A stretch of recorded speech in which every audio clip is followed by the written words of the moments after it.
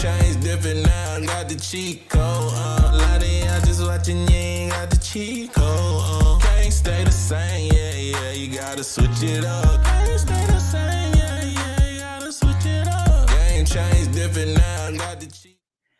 All right, everyone, welcome back to the Goddess Giselle podcast. This is episode 9, a conversation with Kendra Nelson. Now, before we get into the conversation, if you're new here, be sure to like, share, and subscribe. I created this space to really shed light on women making an impact in their communities across the globe. So on my previous episodes, I got really inspired to just focus on a global world view. So we're talking to women from all across the world who are really making an impact. And I think their stories would be of value to you. So without further ado, I want to go ahead and introduce our guest for the evening. Hi, Kendra. How are you? Hey, Giselle, how are you? I'm so excited to be here with you. I can't wait to catch up and just speak to your audience. So it's a pleasure always being in your energy. Oh, thank you, Kendra. I really appreciate that. And like I said, it's every time we talk, even in our intimate settings, it's always something so impactful and inspiring. So, and I've been following your work on LinkedIn. So I was like, I got to get Kendra on the podcast. Yes. So Kendra Nelson, fun fact, we are low-key related, but maybe just not necessarily, but a little bit, right? Right. Right. So her cousin is my cousin by marriage. And so we're always at family events together. And she's like blood, but I've known Kendra for some years. And before we get started, I start with one thing. So if you could name 3 people in your life that have inspired you to get to where you are today. So they could be personal relationships, professional people, maybe people in industry that you've looked up to, even as a little kid. But if there are 3 people you could name, who would they be? So before I start there, I wanted to touch upon our relationship. Okay. Today is Stevie's birthday. So I did fun not fact. know that. Fun fact. Happy birthday, Stevie. Look at that. Right. Wow. So that's how we're connected because Stevie passed some years ago and Mhm. Stevie is related to is married or was married to my first cousin. And that's how we are in this family relationship. Yes. And Yeah. Stevie, fun fact, because y'all know I'm very intimate. So Stevie is my grandmother's nephew. Okay. And we come from a very long line of legacy and scholarship and just love. And so my family from North Carolina, what's up, y'all? My grandmother's sister, son. Mhm. So we a big old family. And Yeah. my grandmother's nephew was married to Kendra's first cousin. Mhm. You got to say it first cousin because it's a little deep when it's the first cousin. Right. And you are okay. Rewind. So yes, that's how we're related. And like I said, I've known Kendra for years, but more so as a personal relationship. But I've always followed you as a Black woman just doing her thing, right? Right. And I've always been inspired not only by you, but women I see. I feel like the images are so important, which is why I created this space. But thank you for the clarity and happy birthday, Stevie. We feel you in the spirit. Yes. He lives here in Atlanta. He kind of took me in his family. I would go over for Thanksgiving when I first moved to Atlanta. And so obviously the legacy lives strong. So hey, Stevie, and thank you, Kendra, for making that very clear. So yes, I love that. That is so true. And it's funny how those relationships keep you connected over the years, right? Right.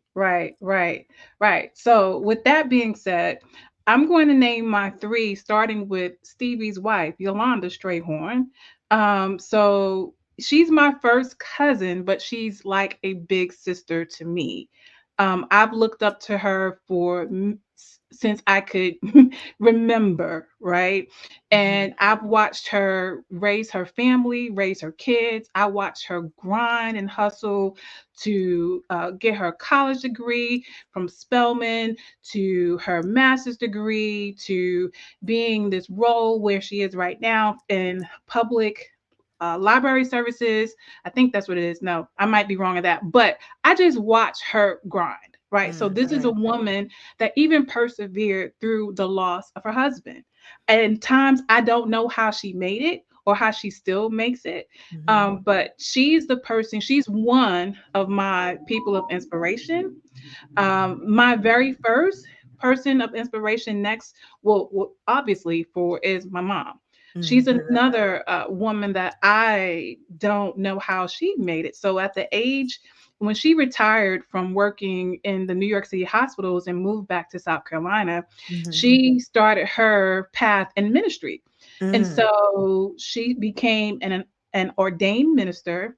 She was active in New York City for a while, in roles in president roles and in the leagues in New York, but she really got into ministry. She also was a deacon before she left, but she Mhm. really got into ministry when she retired. And so at the in her 60s, she went to become an ordained minister. And just Wow. recently, last year, I would say about a year, it's been a year, she was ordained a reverend. And so I look to my mom, it's like it doesn't matter what age you are, whatever's called on your heart to do, you just do it, right? And Yes.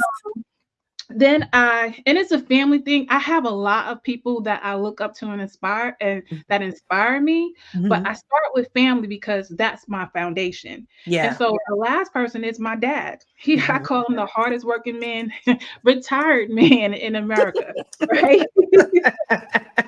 So when I believe my positivity, my optimism, my realness, my laughter, my smile, that all just comes from my dad. And Mhm. because of his hard work, and he exemplifies that through what he has been doing for his family for so many years, it's what inspires me to continue to move like I do for my family. So Yes. those are my top three. Of course, I can name so many, but the top three that's near and dear to my heart right now, well, not right now, but those are the ones that inspire me that I can name to say, okay, this is my foundation. You know, if it wasn't Wow. for them, their influence in my life, I wouldn't be where I am right now. Because, like you said, you would go over to Stevie's house and Linda. That was the Mhm. foundation of moving to Atlanta, Yep. right? Yep. Is the dinners Stevie's over house. there, right? That is so Yeah, true. And even to be able to create that home environment here in Atlanta, back when I first got here, but then also having cousins there, all the family would gather at Stevie's house, and definitely so many memories of, like you said, foundation. So Stevie's mhm, definitely one of those foundational footprints of my journey here in Atlanta. And I can't do anything but honor that divine masculine role that he right, played as a leader and a father provider. He was also a creative and, gave his children space to follow their own artistic right. journeys. So yeah, Stevie all up in the building tonight. Ah, that's so Yes, cool. I mean, yes. and this is what I mean by divine alignment. I did not know his birthday was today, but look at the timing of this conversation. Right, right, right. Oh my God. So let's give you also space to give your formal introduction. So we're gonna say your name, your location, and what you do for industry. Like what do you do? And also a little bit about your family life. So if you have a partner, if you're a mother, things like that, for the audience.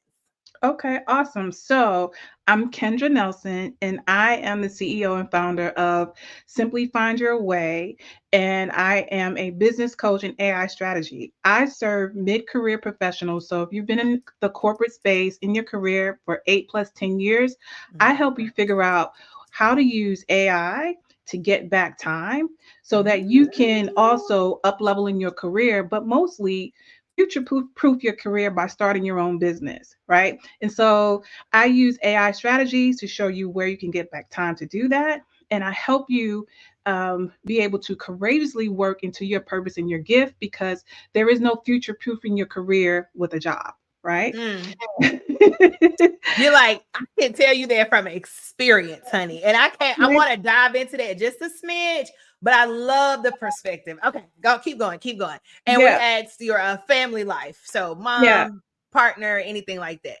Yeah, so I'm a mom. He is a grown man. He recently graduated from Valdosta State University this year. What? And So you're so, a mother of a college graduate. right, right. Girl, So, that's an accomplishment. right, right. So I'm a parent of one. And that's my family. I do have a partner. He is very supportive. I can't my designs, my logo, my all of my t-shirts and everything that comes from Rep 912. So he is very supportive to me. And so and the foundation of just my extended family is what keeps me grounded. And then not only that, but the people that I have that I consider a part of my squad, right? So to help support you, because you just always need a squad that knows what you've been going through and can relate, because that changes over time depending on where you are in your career, because sometimes people don't get you where you are, and so you find another squad that gets you to continue to keep moving. You don't leave them behind. You just kind of say, hey, I'm doing something else, but these people get me, so I'm just going to rock with them for a little while so I can get where I'm going. Now that's a good topic of discussion, because and rewind, where are you located? Where are you from? Oh, I am located in Atlanta, Georgia. I was born and raised in New York City, Harlem. Nice. And so I was born and raised in Harlem, went to school in Baltimore, Maryland, the Morgan State University in Baltimore, Maryland. HBCU. BCU. And then I moved to Atlanta and have been here ever since. So were you in Atlanta 90s heyday? Atlanta is the best place in the world. Atlanta. I was here right at the height of the Olympics. So that was like 90. Yeah. That was the prime time to be here, right? Yes. I love to hear from different women and men, even people who have come to Atlanta and figure out, okay, when did you get here? So it's like a mile marker, depending on when the timeline you was in. So you came here immediately after you finished your studies at Morgan State. I did. So I came here, like I would spend like a summer or two while I was in college. And I was like, okay, this is the Black Mecca. I didn't want to leave New York, but I saw opportunity, right? I saw that this was a place where I can be independent on my own and just explore new things. And that's what I did. And I haven't looked back since. And I was gonna ask you, because where I'm from, or growing up, I loved New York, but I also loved Atlanta. So I saw Atlanta from the lens of my uncle Craig, rest his soul, and my aunt Cheryl. And so I was able to see like a view of Atlanta, and I always loved Atlanta, but I also liked New York, but that view was more from TV, right? Like the image of New York, not necessarily being there. And I went there, I think I was like, I can't remember, like a teenager, and I went for the first time and I had a great time, but I was like, ooh, I don't know if I can handle this place just out here roaming free. So like, what's the differences you think between, because some people watch it may be like, I love New York, I want to be in New York to follow my dreams, but then some people may think, well, Atlanta, I can do Atlanta. So you've kind of had the best of both worlds. So what do you think some of the like maybe just one pro and one con for each, or like the difference, if you will? Because you got the perspective, you actually from New York, but then you came to Atlanta for your own version of opportunity. So what would you say on that? Yeah, you know what? I haven't lived in New York in quite some time. So it's a different feeling than it is today than it was some years back. And the same with Atlanta. Atlanta has also changed. But I think the core underneath is how you are treated and whether or not you can make your opportunity or find your way in either state. So I say that like Atlanta is the state of Southern hospitality, is culture, but New York want to own that, like the hip hop culture, and want to say it comes from New York City. But from a Southern perspective, I would say that the Southern hospitality, the kindness, just getting to know you. New Yorkers come across pretty strong, but they still will be there to support you. But you know what? They're directing in your face, so they're not going to hide behind niceness or Southern or the hospitality and not tell you exactly what's on their mind, versus sometimes in the South, they may handle it with a little bit of sweetness. What is that? Right. What's that saying? Demure, very demure. Demure. Or bless her heart. Bless your Oh, heart. Bless your heart, right? right. That is Right. so funny. That's true. Yep. Yeah, I think because the landscape are changing, you just have to figure out where your opportunity is. If you Mhm. want to be in New York, things have changed so much, you can make it, but it's going to take grit the same way it's going to take grit in Atlanta. True. And that's anywhere you go. But Atlanta to me was okay, it was just, connection, just people Mhm. seeing so many of us make it, right? Yep. And that was one thing I would say that geared me towards being here. Is like, okay, I can make it. Yeah. And I want to talk a little bit about what making it looked like post grad. And, you talked about where you are now as an AI strategist and CEO and pivoting, but talk to the audience about how you got started in your career. So what was that first? What did making it look like to you in the beginning stages? That's a great question, because it's a question that many people ask Mhm. after they either get out of high school, or if they go to college, graduate from college or the technical school. So Mhm. it's one of those things that we learn from our parents. You get your degree, your certification, your trade certificate, or whatever it is that you are going to invest in your next career. You Mhm. find yourself a good job with some benefits. You get your own place, and you can take care of yourself without asking your mom or your dad to pay for your rent. Yep. Right? That's the first part of making it. So, but I started in finance. I Mhm. graduated from Morgan State University with a degree in finance, and I worked in corporate finance with a couple of global companies in Atlanta, which was a great experience for me. So, from Cellular back in the days, oh, I'm dating Mhm. myself, to Philips Consumer Electronics, to the Coca-Cola Company, where I worked in corporate finance global projects for over 18 years, and then to Wow. Microsoft and finance for about 3 or 4 years, and 3 years and at Microsoft. And so making it felt to me was making the connections, Mhm. having the being able to learn and grow and ascend in different Mhm. roles and responsibilities in corporate America. It did have its ups and downs, like with all jobs. Mhm. I can tell you, like I've shared before, I've been laid off 3 times in my whole career. Mhm. And this last time from Microsoft was one of the ones where I thought about, okay, what's next for me? Right? Because you quote unquote have made it. I've raised my son, I bought the Mhm. house, I have the car, I'm taking care of myself. I'm a Black woman independently taking care of myself, right? Yep. And so that's the technical version or technical definition of making it.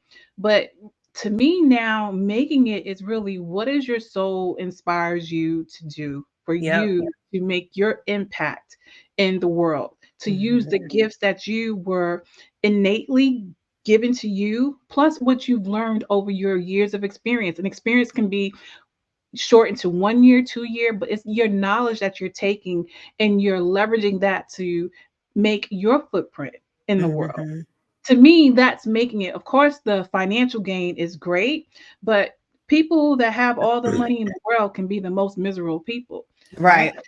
I think the most important thing is, what do you do with that? You want to build wealth and legacy. Wealth means Mhm. being able for your family to have something to look back and say, okay, this was provided for my children's children, and then they can use that to make a way for themselves. So that's Mhm. important to me as far as making it now, and it's what I strive to do at this season in my life. Mm. Girl, that was so good. I was just sitting here listening. I forgot I was recording. I love that. And I like how you just kind of sprinkled that 18 years at Coca-Cola, which honestly, in my timeline, was not even really an option, right? Because I came into the workforce towards the tail end of transformation. So things were Mm. just transforming rapidly. And I took it upon myself to be forward thinking, similar to how you are thinking ahead with AI, or even being in your roles and being able to see, okay, what's next. That's a very powerful mindset to Mm. have. And I just encourage the audience, always be thinking about what's next. Don't give yourself anxiety, but know that the season you're in, there will always be another season coming, Right. just Right. like the earth, just like the seasons flow. And if we get caught up or stuck on our current season or even our past season, we'll lose sight of the now, which is all that we really have. Right. So what advice, if you, because I know some audience members, they may be trying to get in industry, trying to figure it out. And you being at Coke and then Microsoft, some of these powerhouse brands, once upon a time they were called companies. And then I don't know when it changed to brands, but let's Right. just say these powerhouse brands and organizations that we used to want to work at when we were in college or what have you. Do you have any advice for the audience on navigating a career in corporate? Because we're going to switch gears to the entrepreneurial route, but I feel like, girl, you have done that. You did that, right? So Mhm. if you could Mhm. provide some insights or guidance on like, how do you navigate that space as a woman of Mm. color who is sure of herself, right? Right. Because it's hard.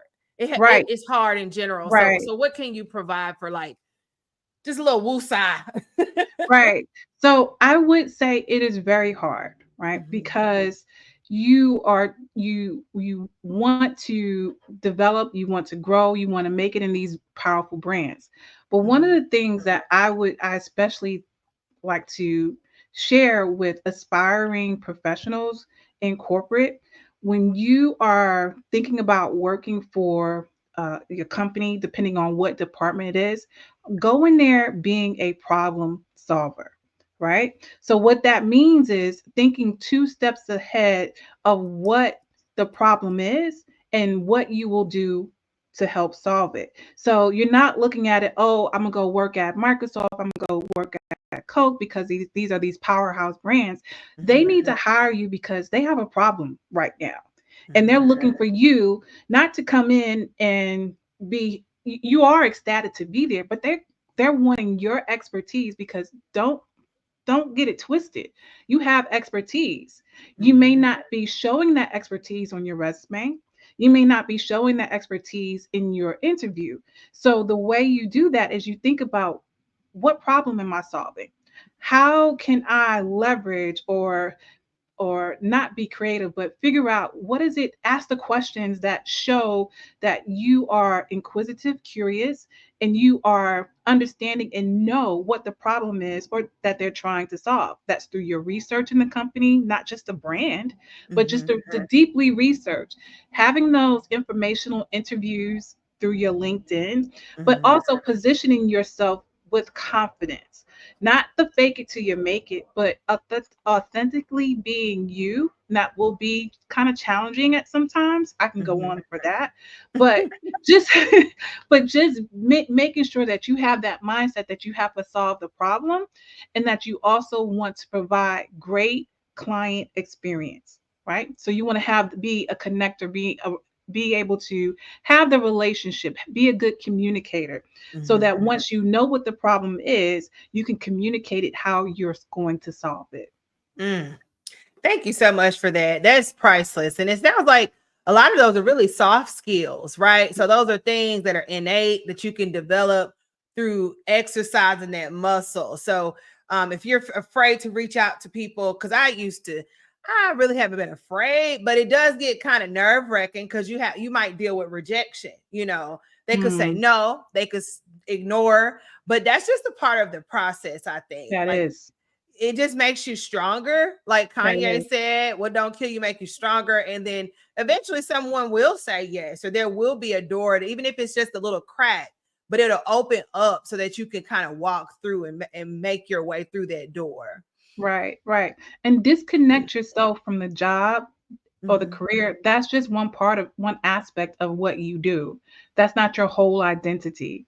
True. right? So that's where the rejection comes in. They're not rejecting you. You might not just be the fit that they need for that particular moment, and it's okay. Mhm. They say no, you go on to the next one. If you want people to say no, right? Okay. Because right, because everybody, it's like a like if you have kids, well, Mhm. you're if you're aspiring college, you may have kids, but you tell your children no all the time, right? True. Don't touch the stove. It's hot. No. Or right? That doesn't hurt their feelings, that protects them. And sometimes a no is your protection. So you Ooh, have to keep it going. I love that. Sometimes a no is your protection. Oh, that is so amazing. I really appreciate that because on LinkedIn, I swear well, I'm not in that space, but I see everything. I'm very much so all over the place. I'm across the web and I just see so much disheartening messages and just a lot of um I don't know, people going through it basically. Yes, The whole world is going through it, yes, but even in the yes. professional space, and a lot of people trying to take it personal and just feeling so defeated. But I love what you said. I know it could be a redirection. And I think that's kind of where we are nowadays, which is I think the whole world is being redirected, right? Mhm. What you said earlier about our parents or your parents, advice, you go, you make it, you get your job, get your good government job with benefits, all Mhm, of that mhm, stuff. And I'm a very strong advocate of thinking ahead and being a futurist. And AI strategy just kind of dives right into that. But I saw early on that things were changing, and what we mhm, thought would work was not going to be sustainable because of mhm, the advancement of technology. I mhm, recall wanting to go into broadcast journalism, for example, and I was just like, "Oh, that would be cool," because I used to do that in high school. And then I saw when I finished college, I saw YouTube. I hmm. was like, oh, and I'm on YouTube now. Like, hello. But I was like, I think people are gonna be on YouTube. Like, I don't Mhm, have the data, but I can just see this thing popping off, right? And mhm. meaning you wouldn't have to go work for a news channel because the people that are news anchors, when I tell you they did not leave their jobs, like the job was not available because they were there. And I was just Right, like, right. well, how many? It's 1,000 of us just graduated. The job is currently not open because that person is holding it down, doing a great job. They don't need a replacement, and so the math just wasn't mathing for me. You know, Right, right, right, right. like Exactly. where the job? Like, what are we going to be doing here? Like, how does this make sense? And so that's where I want to pivot into because I'm all about child and soul. I love what you said earlier, what your soul is calling to do you to do. Because I think ever since I call it the new earth. So post Mhm, 2020, right? So 2020 happened, mhm, very transformational era in time, right? In a time mhm, period, 2020. So after 2020, we're all being called to think differently, live differently, treat people differently with more love and kindness and really rethinking our whole lives and like what we're giving our time to and things like that. And so I'm all for the pivot. And let's talk a little bit about mhm. your pivot and how you pivoted from this corporate mindset. Because even after one of those layoffs, maybe with Microsoft, you could have been like, okay, all right, I got to get me another job, right? But then Mhm. eventually you just was like, you know what? I think I'm ready to pivot. So talk to me a little bit about the pivot and when you decided it was time to bet on Kendra fully. Yeah, I think the writing was on the wall, Mhm. right? So I've always had Mhm. this deep desire to ensure that the next generation would have the skills and resources and tools for them to be successful. So Mhm. even before the layoff at Microsoft, I started um, I started my first company, SmartWise Kids, to teach kids about financial literacy. But when I got laid off, I actually thought I was going to go right back into the job force. Mhm. I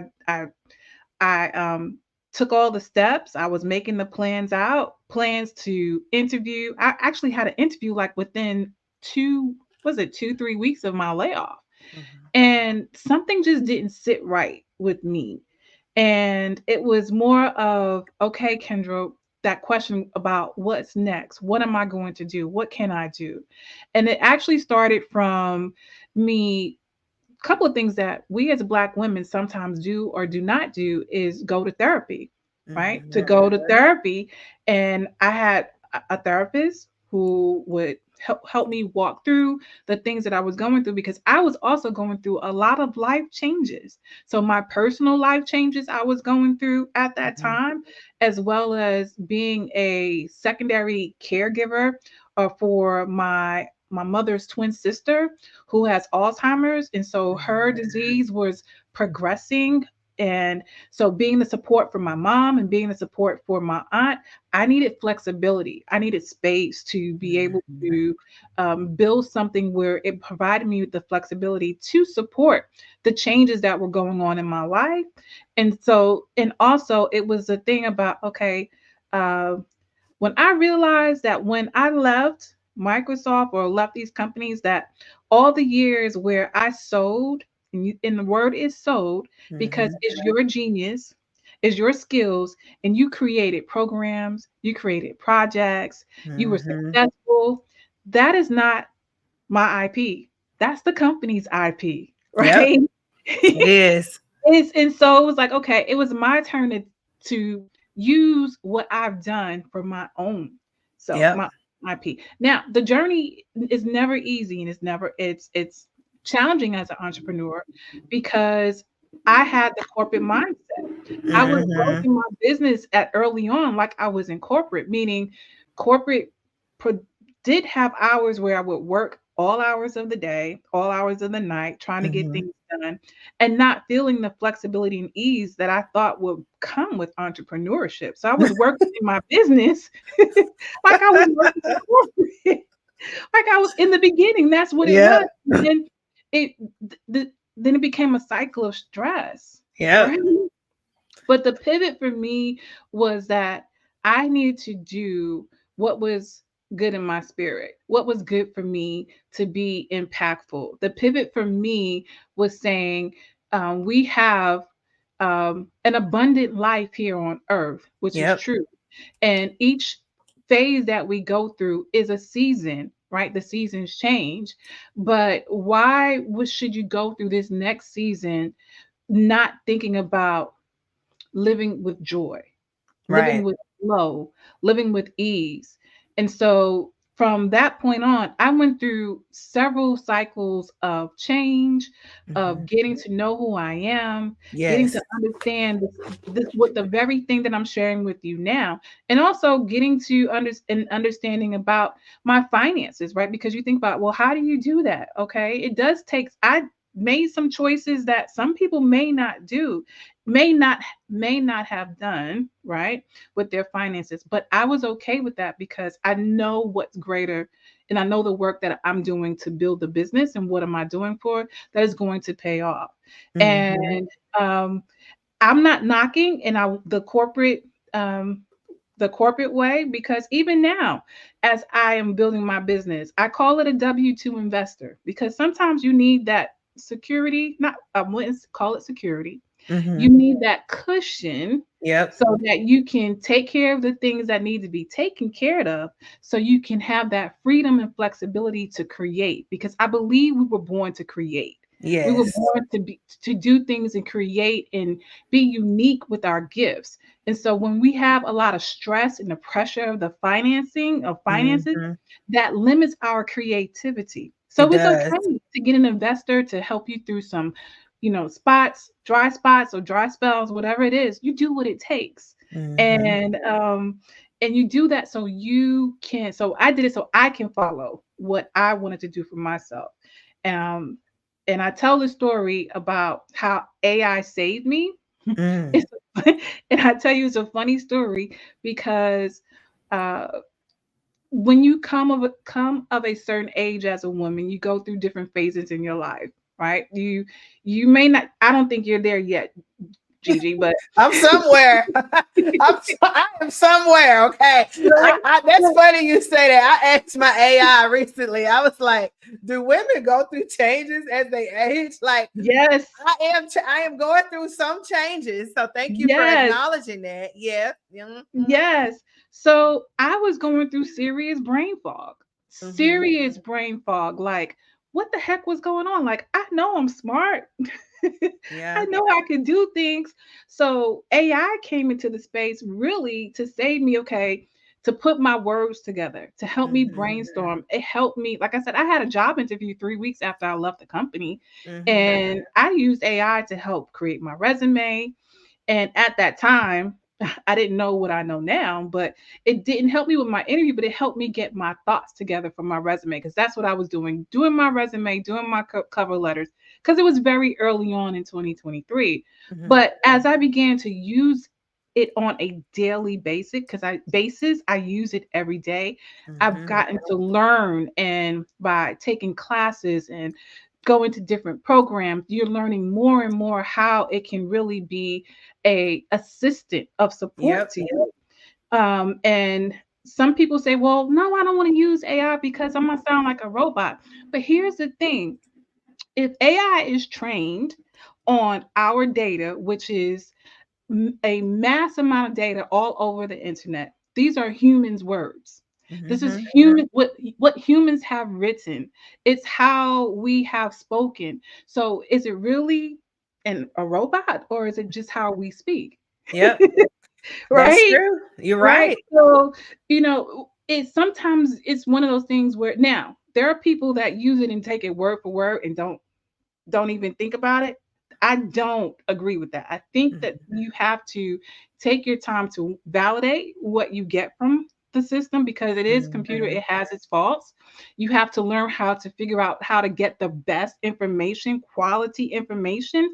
It's how you talk to it, how you prompt Mhm. it, what they call to get quality information. And Yep. then you have to think about your ideas and how you put that together and use it as a resource and tool that it's made for and not just just a version of it being passed off as you, so to speak. So Exactly.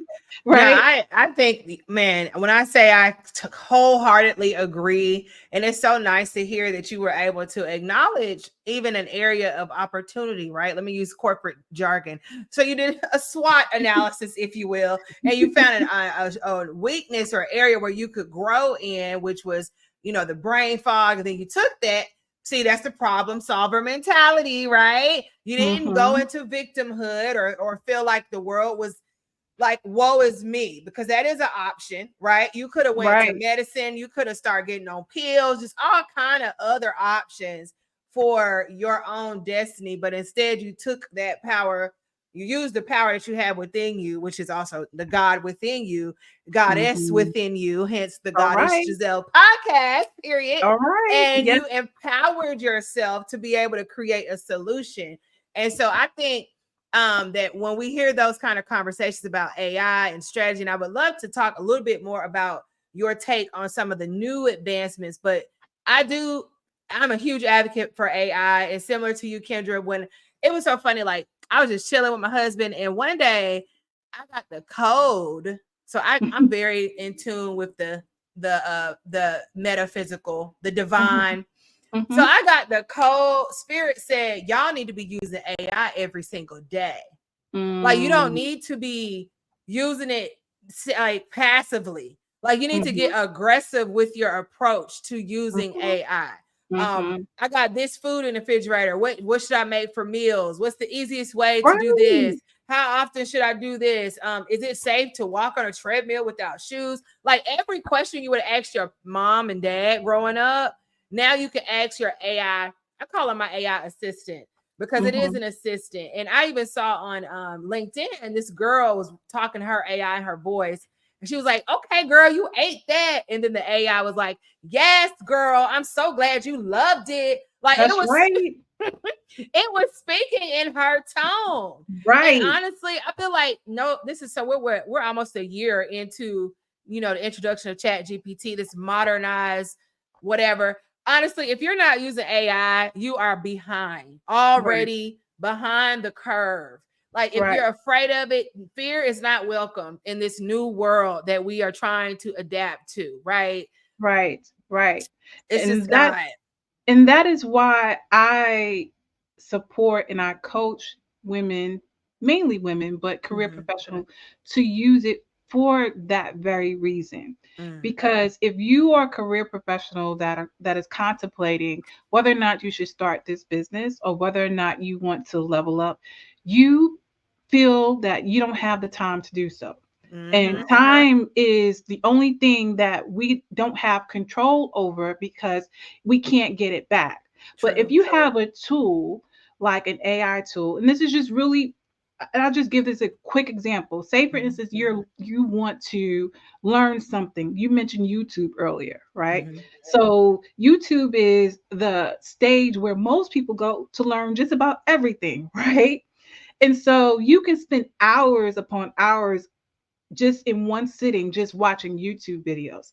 But Mhm. what if you were to take a tool like a YouTube transcriber that is free Mhm. and use that link, use a transcriber, and then place the transcribed notes from that YouTube video into an AI tool like a Gemini or a ChatGPT and ask it to provide you with a summary of highlights of points that you want to learn. You can do that in less than 5 minutes and you can read it with the bullet points. That saves you hours from watching YouTube videos, right? And then now you have a resource that you can go to and reference on your own, whether it's on your phone or whether it's on your desktop, right? Mm. And so that is just one of many ways that Yep. you can reclaim your time. So you can take your time back and look at, okay, now that I have saved 2 hours, now I can use that out those 2 hours and invest it on what I want to do. That could be Exactly. in your career, business, or even if it's more time spending with your family, or just more time going to yoga, or Yep. more time spending on your mental health, right? Exactly. I Right? mean, that's it. And I love what you said. Time is the only thing we can't get back. And I believe, so when I say I believe, I'm into like I'm into the esoteric, metaphysical, quantum. I am into that. So this is the stuff that is not taught, but if you're called to it, then it comes right to you. So I do absolutely believe that time is speeding up. The Mm-hmm. planet has ascended. So she is a feminine to me. So she used to be like lower vibration, right? So when I think a Mm-hmm. lower vibration earth, it was more dense.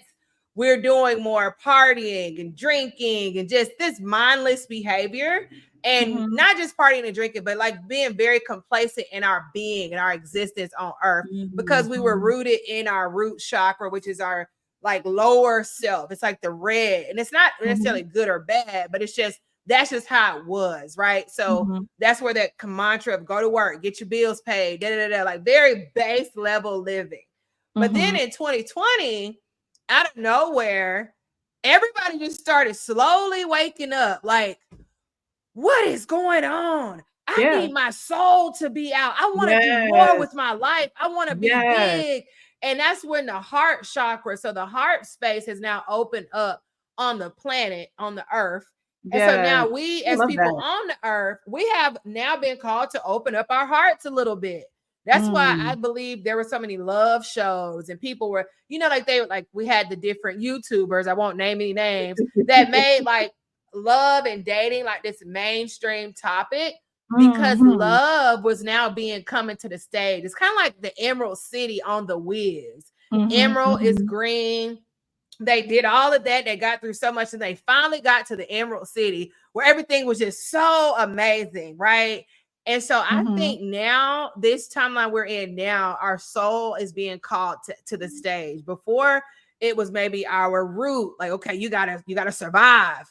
But now we're in a Mm-hmm. thriving era where you get the spirit, and with AI and different community and partnerships, you can actually thrive in your life. Like, we're in a thriving era.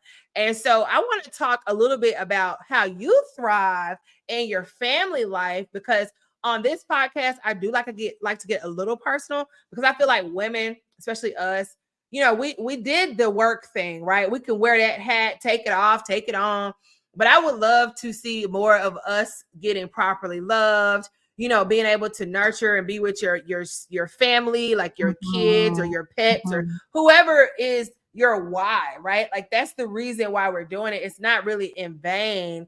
And so I love to kind of dive into that family life and just being able to balance that. So talk to us a little bit about how you manage those roles as a mother. You got a CEO, you have a partner. I'll say more so today, not necessarily in the old timeline, but as of Right, today, like what does that right. look like for you? So like today I'm here at my mother's. Mm-hmm. So my family life is being the CEO in my business. So I'm working in my business Mm-hmm. and creating programs and creating resources and tools that people can actually use and relate and to help them reclaim their time. But Mm-hmm. with that, it takes more, like you said, it takes that energy of reinvesting in yourself to know yourself. So you Mm-hmm. talk about the metaphysical. So it's about the learning about, you know, being grateful for the here and now, Mm-hmm. and dealing with the anxieties, like I said, of the changes that happens in women, right? We go through the brain fog, we go through anxiety. So having space and time for myself through healing through going to like yoga. So I do Mm-hmm. yoga, make sure I go to yoga at least 3 or 4 times a week. Oh, nice. And That's a treat, girl. it's one of those things where I know that if I am not centered in practicing, and it's something I love to do early on, but now even more so, I just find it's something that really just centers your breathing, centers your why, it centers the anxiety that happens because things life is lifing, and lives very fast. Mm-hmm. So with that being said, like I help my mom, I give my mom respite every month to help take care of my aunt. And then I also make time to write, and not just to write and to learn. So I I've always said if I could be a professional learner, I would, but my gift is my gift is learning and then taking what I know and sharing it back to others. It goes Yeah. back to empowering people with resources and tools so that they can be accessible.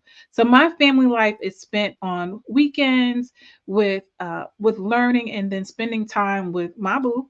Mm-hmm. Right? Right now it's football season, so you know we ain't getting so much love. Right, but having the family time to just to connect, and like it just brings me so much joy, even though I see the progression of the disease with my aunt who's like a second mom. But just like today when I just left maybe an hour ago, she winked at me, right? So it's one Oh, of those things like I know she's still in there, and so yeah. that gives me great joy.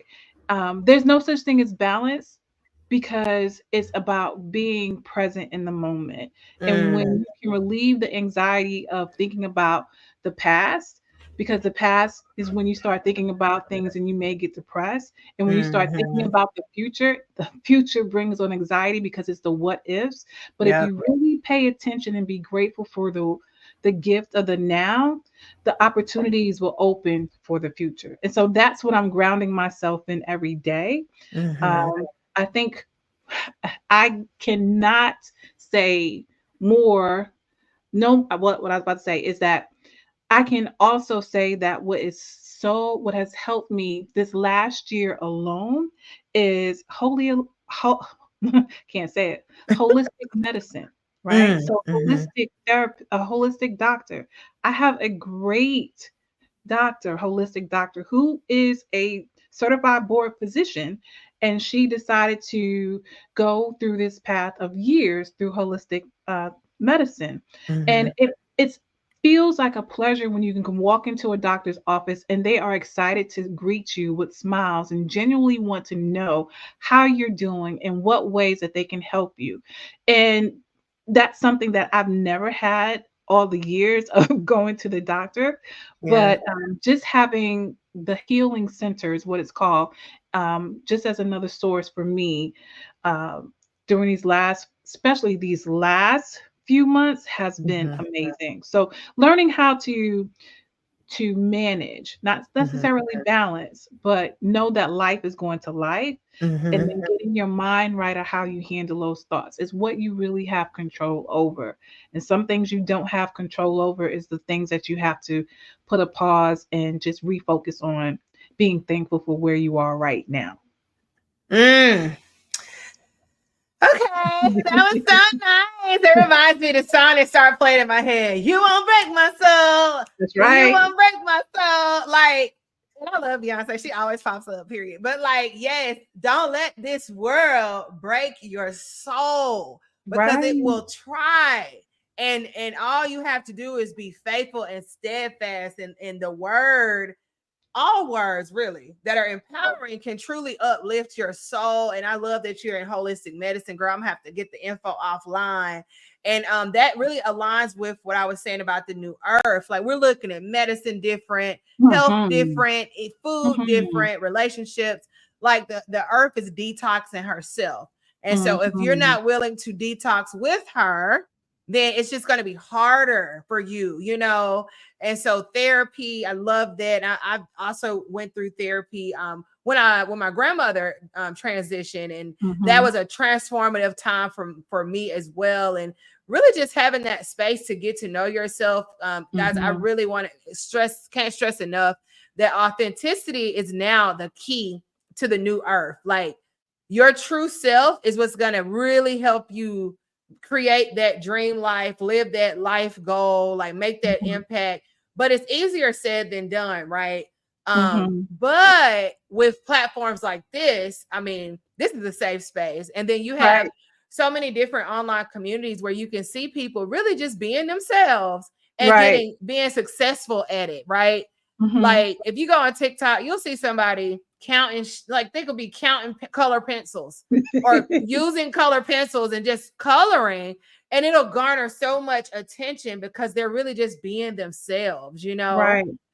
Right. And so it's cool how you were able to transition, or I'll say ascend. I like that word that you used I earlier. like that too. Ascend from maybe a version of yourself that you had to be to survive, right? And I was the same Exactly. way. But then now Right. we're ascending to our true self. And I think you just answered this question, but I want to ask this too, because I'm all about self-love and self-care, because again, that's like really that relationship you have with yourself. And while we can be really resourceful to other people, and even if it is Mhm. our family, our friends, our communities. But I'm really calling on all Black women to really love themselves in a radical way. Like, we can Yes. put the cape down, kick your feet up, Yes. drink you some tea, Yes. and just Yes. enjoy yourself. But that is also easier said than done. But Yes. Kendra, what are some ways that you practice self-love and really just focusing on Kendra? Like, okay, this is what I'm doing for me, and this feels good, and I'm showing myself some love. So my mother some years ago um told me or that if you don't want to do something, don't do it. Right? So Mhm. what that means is setting boundaries, even when it comes to your family and loved ones, right? So that means that sometimes it's okay to tell someone no. And I'm gonna be like Tabitha Brown. If they don't like it, they can take it up with Jesus. Right? But it's the Seriously. hard, but it's the hard, it's a challenging thing for women, especially African American or women of color, because we are in those roles of caregiving, and we caregive for our children, our husbands, our spouses, our partners, Mhm. and even sometimes we caregive in the role of in corporate, because we're wanting to make sure that we are doing the things that are going to get the results and not necessarily take care of ourselves. But Mhm. even in your jobs or in your roles, it's okay to set a boundary, right? Mhm. Set a boundary and stick to that boundary. And once you say no, then you'll feel so much better about it, because now you have that space and time for yourself. And Yep. then love on yourself. I have stickies on my mirror about who I am. I am the best coach. I love myself. I wake up in the morning and I tell myself, I give myself a great big hug, and I tell myself I love myself, and I thank God for this moment, and I thank God for this present time. But if you don't, sometimes it took me a long time to get to the place to really just hug and love on myself, like give myself a hug. Like, you know, I expected my boyfriend or somebody else, mother or whatever, to do that for me, but do it for yourself. Because it's like that oxygen mask thing. You know, you've heard the story over again about putting the oxygen mask on yourself before you give it to someone else. That's the same thing with your boundaries. That's the same thing with love. If you don't love yourself, if you don't put those boundaries around yourself, then you can't help. You can't do the things that you were called to do. True. And to give yourself grace and permission to do so.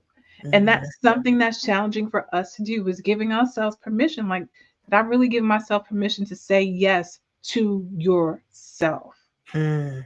Right? Yeah. And so that's one of the things that I focus on now. And it took some time. I just didn't get to this place overnight. It just didn't happen like okay, I woke up. No, it took some time. It took some heartache, some thinking about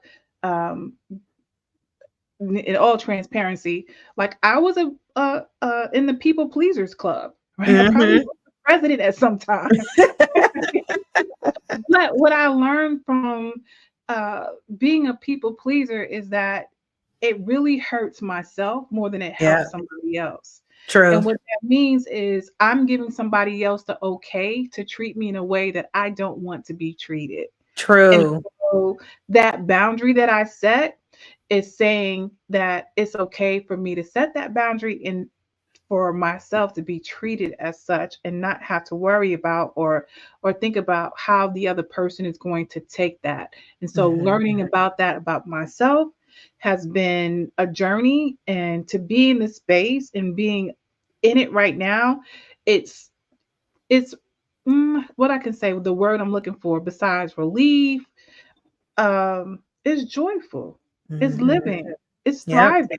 Yep. Because you weren't really thriving before, because you always were thinking about, okay, did I do this so that this person would be okay? But did you do it so that you were okay?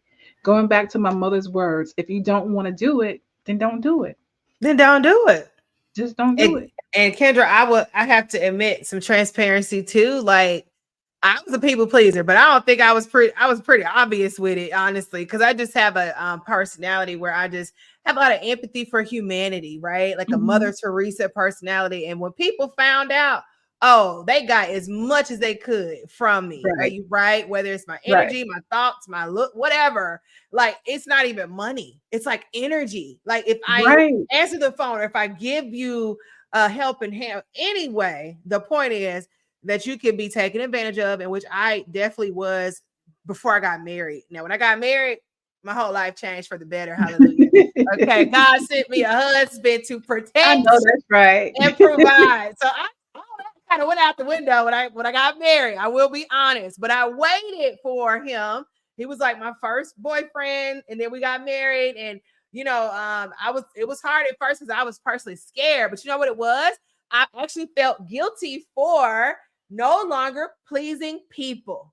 When love came into my life the way that it did, because it was sent directly from God, I had to really get Giselle in the front. Like, Giselle, come to the front of the room now. You can't be Gigi. You can't be the help. You can't help you. You can't be super auntie. You can't be, cousin G. I can't be none of that right now. You're being called to be a wife. So now you got to come on up to the stage. And I was kind of scared because I didn't know what my life would look like as a wife, because obviously I had never seen it before. But I will say what I did experience this year, Kendra, I grew a lot because I did some personal development. But I also experienced a little heartache from the realization that people who benefited from you being a people pleaser will not necessarily know how to receive you when you're no longer trying to please them. Right. That is so humbling, and it was heartache. And I wasn't mad at them. I don't have any anger, but my heart, because I told you the heart chakra is open. So you Right. can feel when it's full and open. And it was like, I used to have this huge support and community, all these people around me, but that was because of what I was giving. Right. Right. But Right. then when I decided to give back to myself, I'm Right. looking around like, okay, where's everybody at? And it just Mm-mm. got, and I realized, like I said, I wasn't mad at nobody in particular, but it was the awareness. Like I had to be aware of that. And I feel like I was a little naive, like Mhm. like a little girl not knowing that the world can be mean and cruel sometimes. And because I did have a very strong covering just in Mhm. general, but Mhm. that was something that it took a lot for me to really like accept, Mhm. and Yeah. you can't change people. You cannot do something Nope. to make people No. act a certain way. No. And and I know I'm not the only little girl, like the inner child self who thought that, if you do certain things and you can change outcomes, and that's just not how it works. It's No. very, it No. just is what it is. But have you ever, I guess, been on the other, because I think now maybe you're also on the other side of people pleasing and just that Yeah. awareness of like, oh, y'all are really like, I Yeah. don't know. It was a lot. So what do It's you think because about that? it's because you took your power back, Yes, right? I took it back. So you took your power back, and you took power back that you didn't know that you have or thought existed. Yep. And that is something that other people may not understand and may not see because they are also searching for their own power, True. right? And so when they look at you and they see you making all these changes and like, why is this happening? There's Mhm. some internal things that are happening with them that they need to take back as well, but they're just not there yet. They're not aligned on that path. And yes, you, like I mentioned to you earlier, when you decide to go on another path, there are family members that don't understand. Mhm. There are people that were in your inner circle that don't understand, Mhm. and you cannot have the same conversations that you had previously with them because you're aligned on another path. It's not that you're no different from them, Mhm. right? It's just your path is not aligned. You don't no longer you still love and care for them, but Yeah. the alignment is not there right True. now. Maybe they'll get back on that path later on and see them for as you continue to go on your path. Maybe they'll see some things in you that may spark something in them for Mhm. them to seek the path that they should be. I wouldn't say should be on, but are seeking. Yeah. But yeah, on the other side of that, yeah, people they are disappointed because now you're telling them no, because you would do something that you would do and have no problems with it. Mhm. They would have no problem with it, but now they have a problem with it because you're telling them no. Yep. And that's powerful. That's very powerful. And yeah, it's a wake up call. It's a wake up call to you Yep. because now how much more impactful you are, like with this podcast, where you Mhm. can your message can be shared and empower other women who might be going through the same thing. Like, oh, I don't know whether or not I should say no. I don't know whether Mhm. or not it's okay for me to set a boundary and Yep. keep it because what's the other person is going to be will say.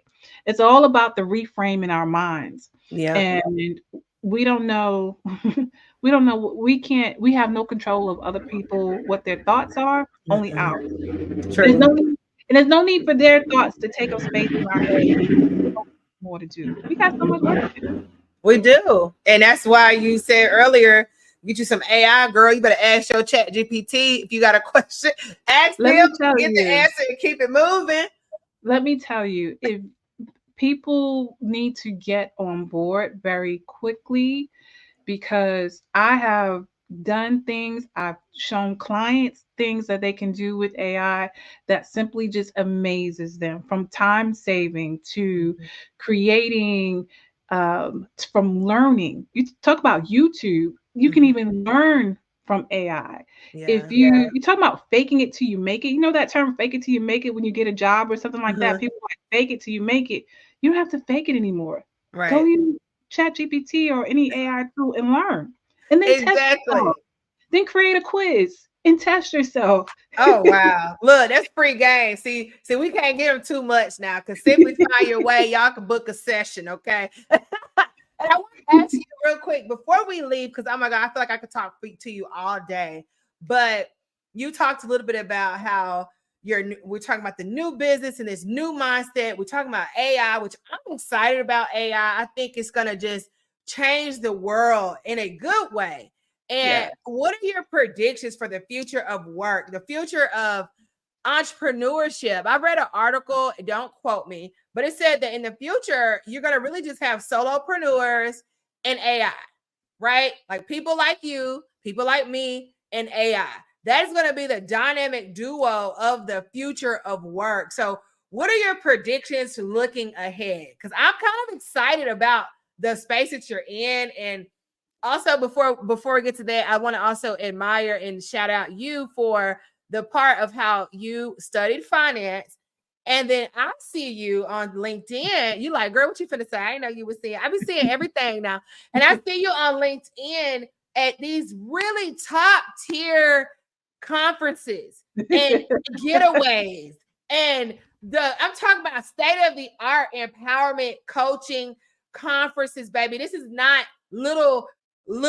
This is like global big girl conferences, right? And I'm just like, listen, that's the type of energy you want to see in your coach. Like if you got a coach, your coach needs to be investing in herself in a way that makes you be like, okay, I need to get some of that. Maybe I couldn't go to that conference, but she did, so she can bring me back some of the sauce.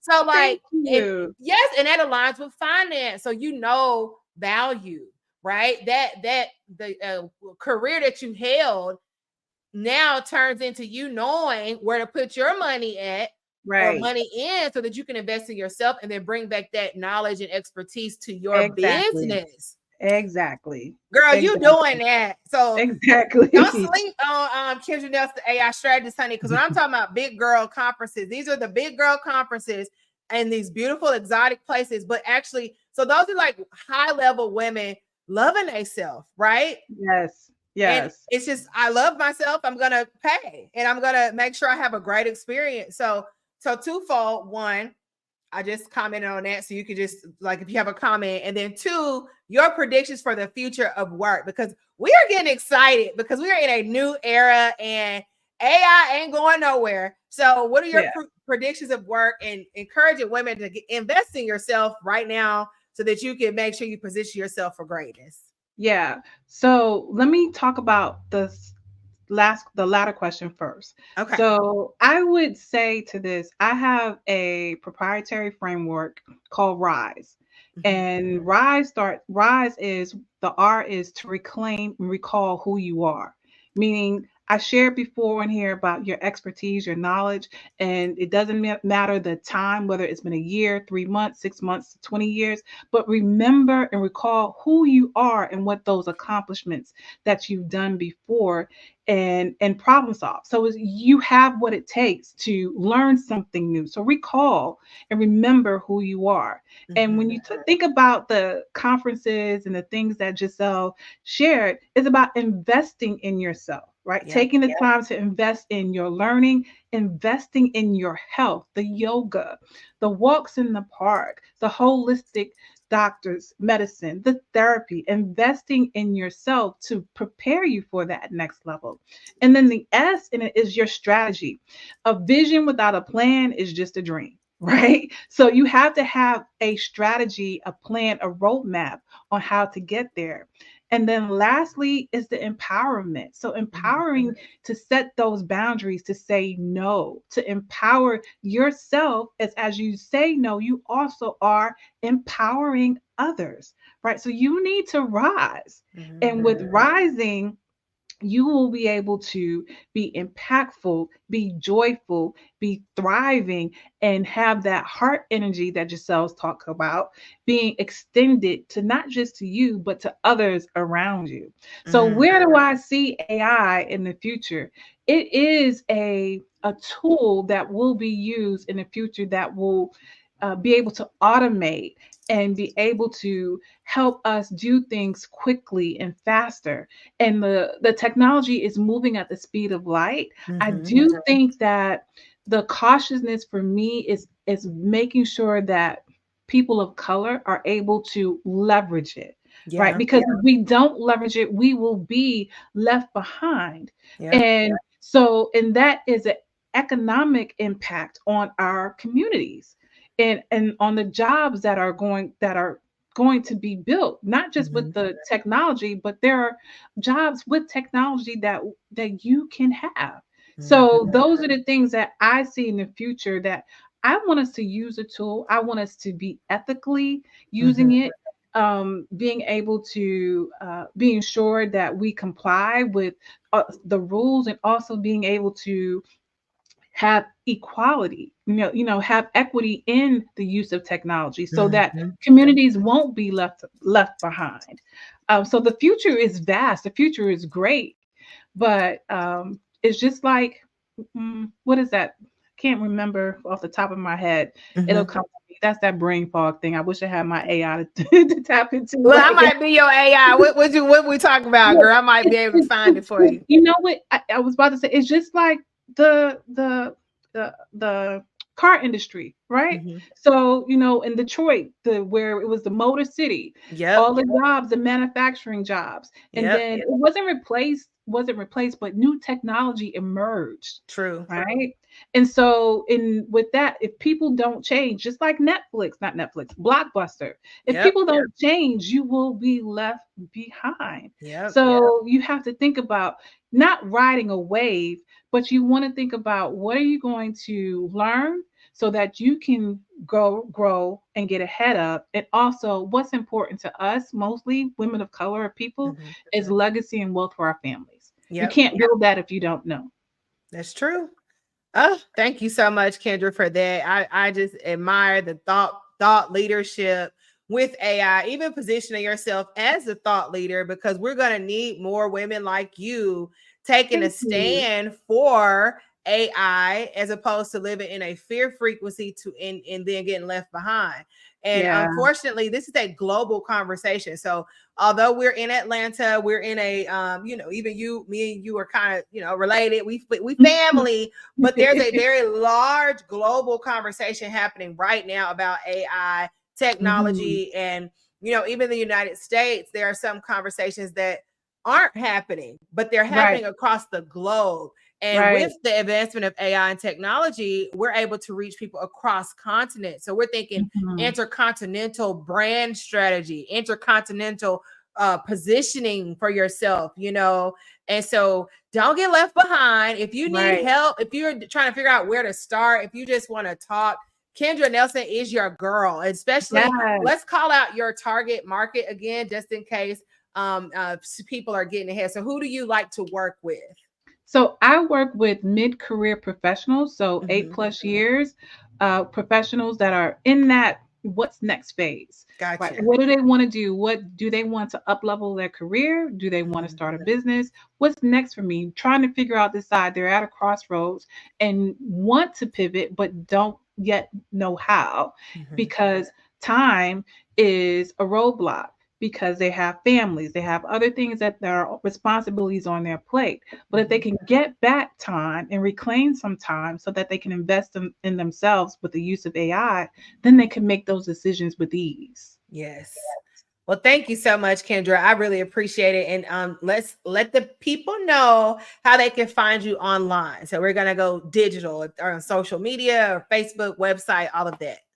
So you can find me on LinkedIn at Kendra Nelson, and the same on Facebook, Instagram. On TikTok, you can find me as Coach Ken, but you can also find me at www.simplyfindyourway. And that's another way that you can get in contact with me. Okay. And I'm going to make sure I link all of that information at the in the YouTube description. And again, Kendra, this has been such an empowering conversation. Like I said, I created this space to highlight women making an impact in the community like you, and also just wearing those multiple hats as a mother, as a partner. Shout out to your boo.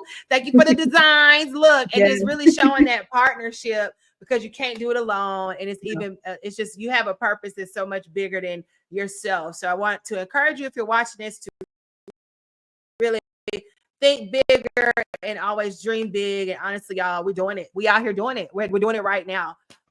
So with that being said, you're welcome. Thank you, Giselle, because I love to see your progression, right? So one of the things about that community I serve, we look towards you. You never know how your leadership, how you stand out and inspire us. You inspire me. True. Right? I got you, girl. Here I am. I'm in corporate. I was in corporate, but here I see you maneuvering and how you've been progressing with Giselle Ave and now Goddess Giselle. And look at where you're next, how you are ascending. Right? So that's inspiration as well. So I want to thank you for sharing your gifts and allowing me the opportunity to be here and just have that exchange of energy with you. Thank you, Kendra. Yes, I have been on Giselle Avenue. Literally, when I left undergrad, that's where I started. I created my own way in the beginning. And so I never got that corporate cushion, but it's because of the work that I do. And I knew that my heart had to be in it. And so if that didn't exist, I created it. I created it for myself. But it's funny enough, 5 to 7 years later, there's a whole industry of this stuff, right? Of digital content strategies, social media strategists, digital brand strategists, brand creation. Like there's a whole world of media influencer and all the work that I was doing before it was even an industry. So if you are seeing this and you're early, or you're like, I don't know what's next, girl, just keep going, because next thing you know, there will be a whole industry built off of something that you could see when nobody else could. That's right. So we just got to keep going and keep putting yourself out there, because you never know who's watching. That's right. That's right. All right. Well, that being said, this is your girl, Goddess Giselle. You were watching episode 9 of the Goddess Giselle podcast. Thank you so much for being here, and be sure to like, share, and subscribe. See you guys next time. Bye. Bye.